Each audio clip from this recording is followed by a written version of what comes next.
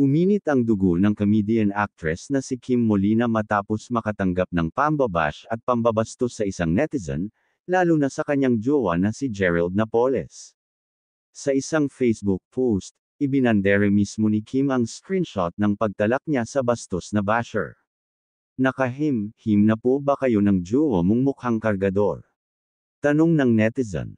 Una sa lahat, bastos ka, sagot ni Kim sa basher. Baka bet mo, Mark Pingris naging kargador at tindero sa palengke. Unang sweldo sa PBA ipinambili ng bahay para sa nanay. Patuloy niya, alam kong fake account yan na malamang ginagamit mo lang para mambash at makapag-comment dahil hindi mo kayang gawin gamit ang totoong pangalan mo. Takot ka rin kasi kaya nagtatago ka dyan. What a sad life you have. Inamin din ng komedyana na totoong naging kargador noon ang jowang aktor bago maging isang artista. Yes, isa yon sa mga trabahong pinasok niya nung hindi pa siya nag-aartista, bago pa magteatro, pagbubunyag ni Kim.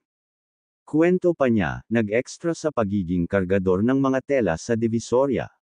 Isang marangal na trabaho pandagdag kita sa araw-araw.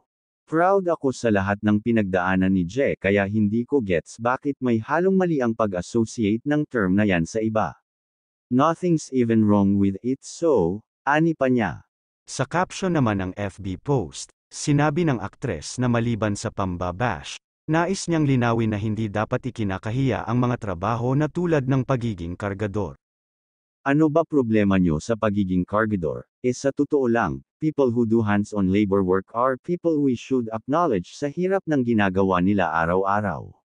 Hindi ito dapat ikahiya, wika niya. Ani pa niya, kung wala sila, sige, ikaw magbuhat ng sarili mong box na sandamakmak, ikaw maghalo ng sarili mong semento, ikaw magtapon ng sarili mong truck ng basura, ikaw magpukpok ng sarili mong kabinet at ikaw bumuo ng sarili mong bahay o building gamit ang sarili mong kamay.